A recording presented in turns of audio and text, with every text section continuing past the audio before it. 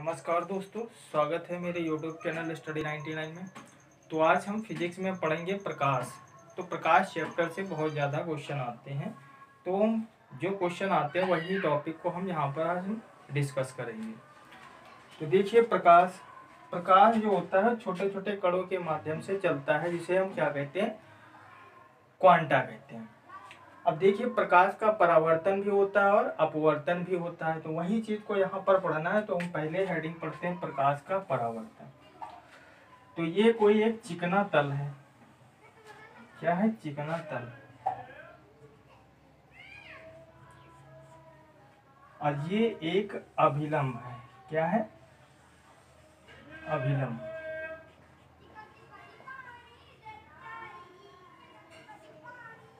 अब यहाँ पर ये कोई प्रकाश किरण है, ये तल से जो है टकराकर उसी माध्यम में चली जाती है। तो ये क्या है? प्रकाश किरण। ठीक, प्रकाश किरण को क्या कहते हैं? आपतित किरण। आपतित किरण। इसको जो है तल से टकरा के जाती है, उसको परावर्तित किरण।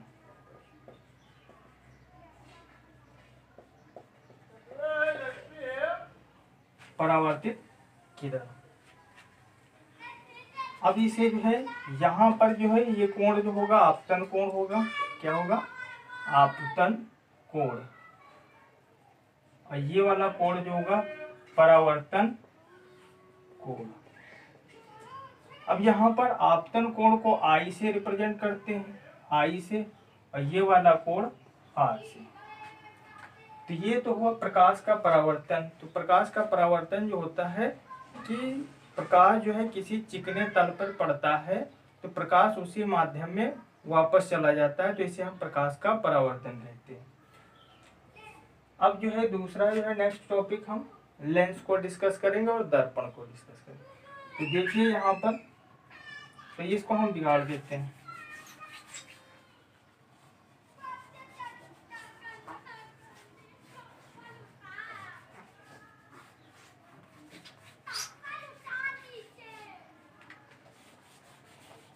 लेंस। ठीक है, नेक्स्ट क्या है? लेंस। अब लेंस जो होते हैं दो प्रकार के होते हैं, एक तो उत्तल लेंस और दूसरा जो होता है अवतल लेंस। अवतल लेंस। अब देखिए, उत्तल लेंस जो होता है ये इस तरीके का होता है, मतलब बीच का पार्ट जो होता है वो उभरा हुआ होता है, और जो साइड का ये किनारे का पार्ट जो होता है वो क्या होता है? धंसा हुआ होता है। तो इसको हम कहते हैं ये उत्तल लेंस। क्या है ये? उत्तल लेंस। अब देखिए, उत्तल लेंस का उपयोग कहाँ पर होता है, इससे क्वेश्चन आता है। तो उपयोग कहाँ पे होता है?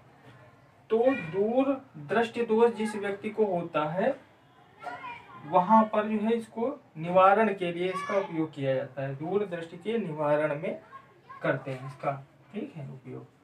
तो किस में करते हैं? दूर दृष्टि दोष निवारण में। नेक्स्ट जो है कौन सा है? अवतल लेंस। अवतल लेंस। अब अवतल लेंस का उपयोग कहाँ करते हैं? जिस व्यक्ति को निकट दृष्टि दोष अगर है, तो यहाँ पे निकट दृष्टि दोष के निवारण में हम इस लेंस का उपयोग करते हैं। किसमें करते हैं उपयोग? अब इसकी पहचान देखिए थोड़ा। ये जो है इस टाइप का होता है कि बीच का पार्ट जो होता है धंसा हुआ होता है, जो किनारे का पार्ट जो होता है ये उभरा हुआ होता है। तो इसको हम कहते हैं अवतल लेंस। इसका उपयोग जो होता है, इसका उपयोग होता है निकट दृष्टि दोष दूर करने के लिए। निकट दृष्टि दोष निवारण में। निकट दृष्टि दोष निवारण में। अब देखिए, निकट दृष्टि दोष और दूर दृष्टि दोष क्या है, ये भी टॉपिक समझिए। तो यहाँ पे दूर दृष्टि दोष, दूर दृष्टि दोष। अब दूरदृष्टि दोष उस व्यक्ति में होता है जिस व्यक्ति को दूर की वस्तु स्पष्ट दिखती है लेकिन नजदीक की नहीं दिखती है, इसको हम कहते हैं दूरदृष्टि दोष। अगर दूरदृष्टि दोष है तो वहां पे हम कौन सा लेंस उसके जो है आंखों में फिट करेंगे या चश्मे में फिट करेंगे? दूर में उत्तल लेंस, दूर उत्तल। ठीक है, ऐसे तरीके से याद रखिए तो कंफ्यूजन नहीं होगा आपको। फिर देखिए निकट दृष्टि दोष। नेक्स्ट है निकट दृष्टि दोष। अब निकट दृष्टि दोष क्या होता है कि नजदीक की वस्तु स्पष्ट दिखती है लेकिन दूर की वस्तु नहीं दिखती है, तो उस व्यक्ति को कौन सा दोष है? निकट दृष्टि दोष है। तो वहां पे कौन सा लेंस उपयोग करते हैं निवारण के लिए? अवतल लेंस।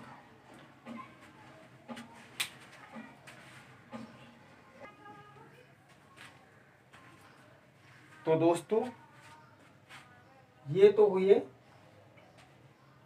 लेंस। अब हम बात कर लेते हैं दर्पण की। तो दर्पण भी इसी टाइप के होते हैं, अवतल दर्पण और उत्तल दर्पण।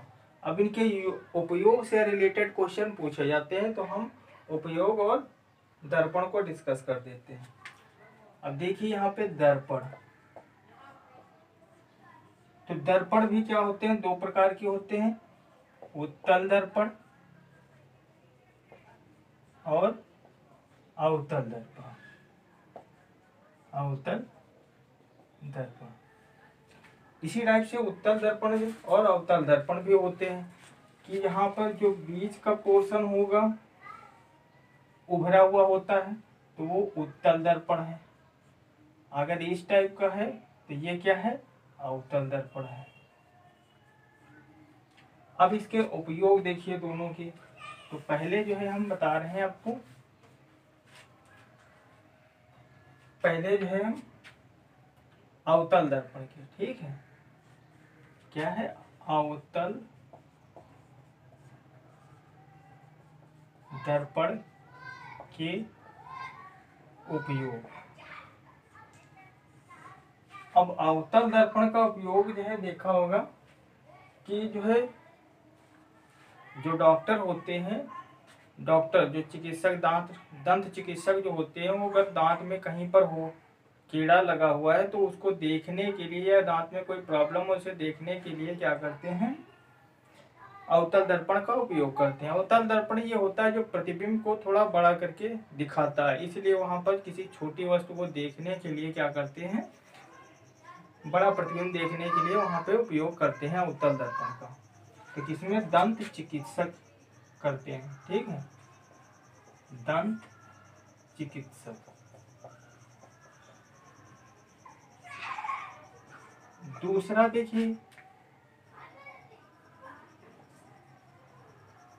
वाहन के जो हेडलाइट होते हैं, हेडलाइट वाहन जैसे है तो उसकी जो हेडलाइट होती है, तो हेडलाइट का भी यही काम होता है कि प्रतिबिंब को बड़ा करके दिखाना, तो वहां पर अवतल दर्पण का उपयोग होता है, ठीक है। वाहन की हेडलाइट, हेडलाइट।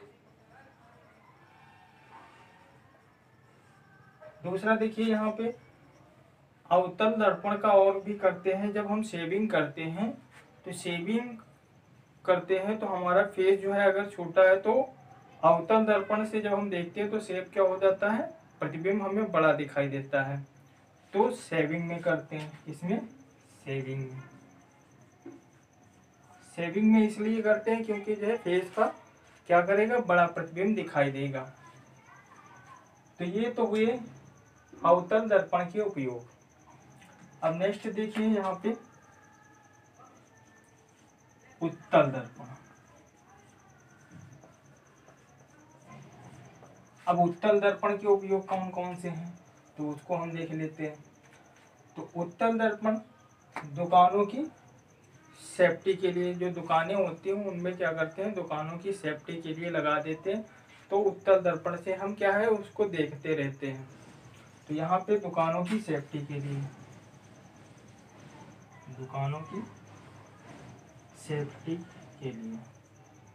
दूसरा, जो ड्राइवर होते हैं तो ड्राइवर को जब देखते हैं कि एक दर्पण ऐसा लगा होता है जिससे पीछे जो आ रहे हैं वाहन, उनको देखने के लिए जो दर्पण जो लगाते हैं वो उत्तल दर्पण होता है।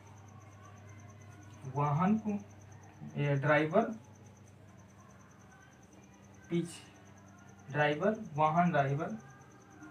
वाहन ड्राइवर पीछे की वस्तुओं को देखने के लिए। और जब हेडलाइट में होता वो कौन सा है दर्पण, अवतल लेंस। और जब क्या करते हैं, पीछे वाले जो कोई वाहन आ रहे हैं तो उनको देखने के लिए जो दर्पण ड्राइवर यूज करता है वो उत्तल होता है। तो इसमें कंफ्यूज मत होना, इसी से रिलेटेड क्वेश्चन बनते हैं। अब नेक्स्ट क्या है,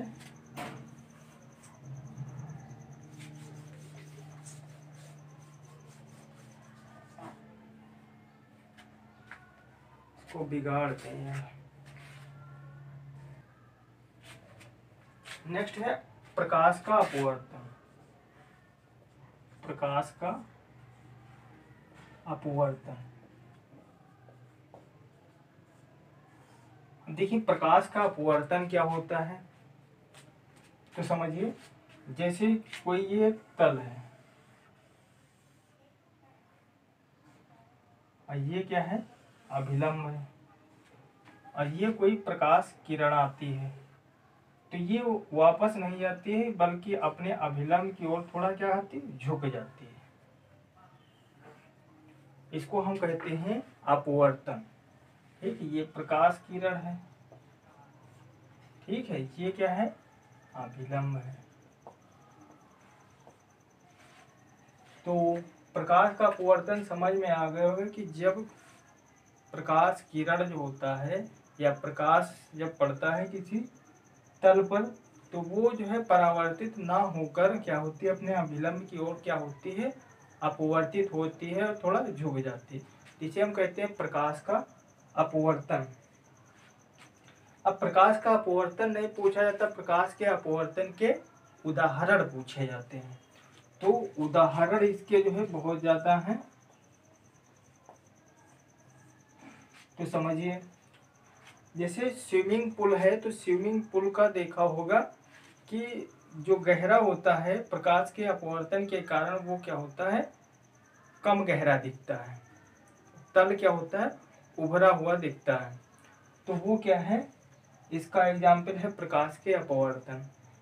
और दूसरा जैसे एग्जाम्पल देखा होगा कि अगर ये ग्लास में पेंसिल को क्या करते हैं, डालते हैं, ग्लास में पानी से भरा हुआ ग्लास में क्या करते हैं, पेंसिल को डालते हैं तो पेंसिल जो होती है थोड़ा क्या होती है, टेढ़ी दिखाई पड़ती है। तो टेढ़ी इसीलिए दिखाई पड़ती है, वो प्रकाश के अपवर्तन के कारण टेढ़ी प्रतीत होती है। तो और जैसे एग्जाम्पल, जैसे कभी जो तालाब के किनारे बैठ के देखा होगा कि तालाब का तल जो होता है कम गहरा दिखता है, वास्तविक वो ज़्यादा गहरा होता है। ठीक है, तो ये एग्जाम्पल किसके हैं, प्रकाश के अपवर्तन के एग्जाम्पल है। जैसे यहाँ पे दूसरा एग्जाम्पल देखिए कि कागज पर जैसे कोई वस्तु लिखी है, कागज पर कोई पेन से लिखा हुआ है और उसे कांच के ग्लास के स्लाइड से देखने पर क्या होते हैं, वो कागज के अक्षर क्या होते हैं, बड़े बड़े दिखते हैं। तो वो इसी के कारण दिखते हैं, प्रकाश के अपवर्तन के कारण। तो एग्जाम्पल आप जो है याद रखिए, बहुत सारे हैं। ठीक है, स्विमिंग पूल का जो है तल क्या होता है, वास्तविक या बड़ा दिखता है, उभरा हुआ। दूसरा एग्जाम्पल है, अगर कांच के ग्लास में हम पेंसिल को डालें तो पेंसिल क्या होती है, टेढ़ी हुई प्रतीत होती है, प्रकाश का परावर्तन होता है, जिसे दूर की वस्तु जो है स्पष्ट दिख सके। ठीक है, ये तो हुए प्रकाश के परावर्तन। अब देखिए यहाँ पे दूसरा है क्या टॉपिक, प्रकाश का प्रकीर्णन। अब देखिए प्रकाश के प्रकीर्णन से जो है क्वेश्चन बहुत है। प्रकाश का प्रकीर्णन।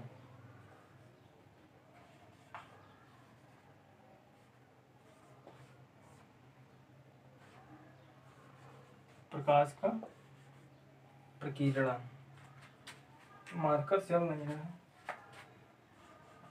प्रकाश का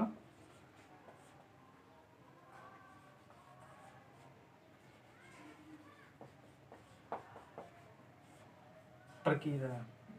अब देखिए प्रकाश का प्रकीर्णन क्या है। तो देखा होगा कि जो सूर्य है तो सूर्य से प्रकाश निकलता है तो 7 रंगों का प्रकाश निकलता है। तो वो प्रकीर्णन का मतलब वो सारा प्रकाश जो होता है फैल जाता है, फैलाव को हम कहते हैं प्रकाश का प्रकीर्णन। अब उसमें प्रकाश के प्रकीर्णन में जो होता है सबसे ज्यादा प्रकीर्णन जो होता है वो नीले रंग का होता है और सबसे कम जो प्रकीर्णन क्या होता है, लाल रंग का होता है। तो इसके बहुत सारे एग्जाम्पल हैं और बहुत तरीके से घुमा के क्वेश्चन पूछे जाते हैं कि सूर्यास्त के समय जो है सूर्यास्त के समय प्रकाश सूर्य जो है लाल क्यों दिखाई पड़ता है, ठीक है। या रोडों पर जो है खतरे के लिए क्या करते हैं, रेड कलर का निशान क्यों लगाते हैं, लाल रंग से ही क्यों लगाते हैं। तो इसीलिए लगाते हैं क्योंकि जो है लाल रंग का प्रकीर्णन क्या होता है, कम होता है और उसको जो है दूर से आसानी से देखा जा सकता है। तो ये तो हुआ प्रकाश का प्रकीर्णन। और दूसरा एक प्रकाश के प्रकीर्णन से ही रिलेटेड आता है क्वेश्चन कि आकाश का रंग नीला क्यों दिखाई देता है। तो आकाश का रंग नीला इसलिए दिखाई देता है क्योंकि जो है जो 7 रंग होते हैं प्रकीर्णित होते हैं तो उनमें से नीले रंग का प्रकीर्णन जो होता है वो अधिक होता है। तो इसलिए उस रंग का क्या होता है, नीले रंग का विस्तार अधिक होता है। तो इसलिए प्रकाश आकाश का रंग नीला दिखाई पड़ता है। तो दोस्तों आया होगा वीडियो समझ में, ठीक है। तो समझ में आया हो तो लाइक शेयर सब्सक्राइब जरूर कीजिए।